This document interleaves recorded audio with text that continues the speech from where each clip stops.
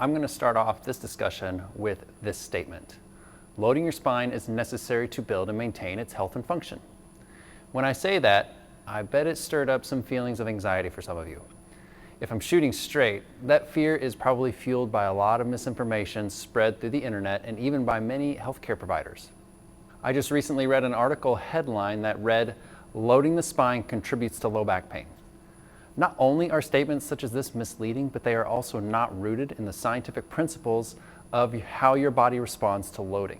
This discussion is going to demonstrate how loading is safe for the spine and is absolutely necessary for its healthy function and reducing the likelihood of injury. So let's chat real quick about some basic rules of the body.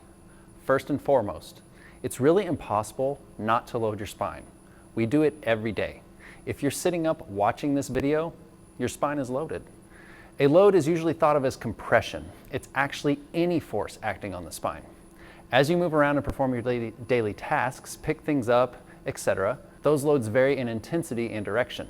So we've got to give our spine a lot more credit than it usually gets. It handles a lot of stuff all the time. Second, we know that if you work an area of your body with exercise, it typically progressively gets stronger and more conditioned over time. That's not limited to muscles only. The bones, tendons, ligaments, fascia, all that connective tissue, everything else gets stronger also. For example, if you started running today, you may have to start small, but you can gradually, progressively build up the miles and the speed over time. This is because your tissues are building up their capacity.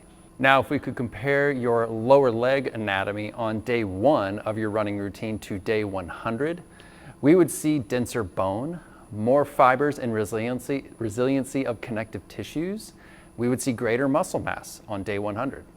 That's how the stuff of your lower leg is designed to respond. They expanded their load-bearing capacity to support your running. Guess what? Your spine is made of the exact same stuff and follows the exact same rules as the stuff in your lower leg. Therefore, we can logically conclude that progressively loading the spine leads to the same types of changes: denser bone, more resilient connective tissue, and better muscle strength.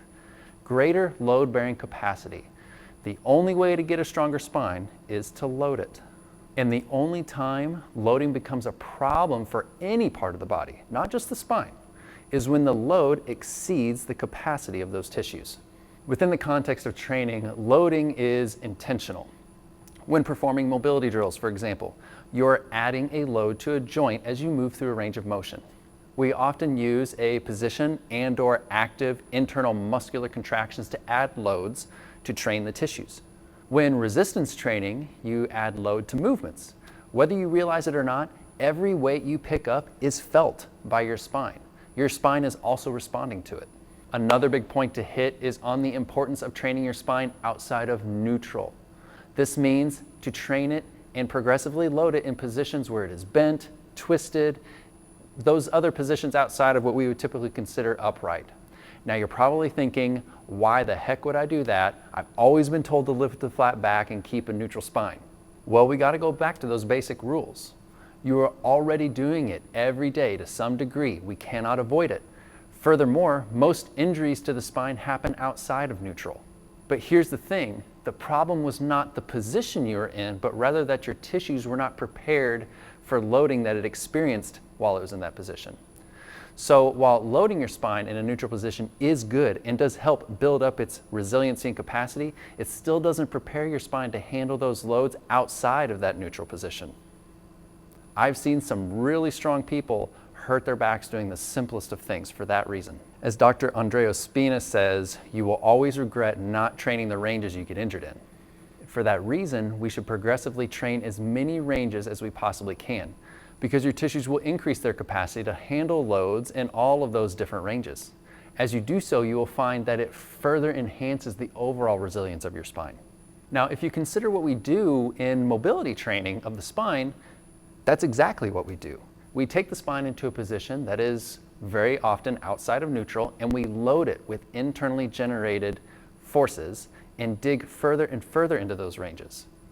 In resistance training, it's wise to incorporate exercises where you keep your spine neutral, but also include exercises that take it outside of neutral and add uneven loading to your body so your spine can experience that and learn how to handle those forces. And to wrap up, remember this. The question is not about whether loading is good or bad for your spine. The question is, how are you intentionally preparing your spine to handle the loads and positions that it will face and still be okay?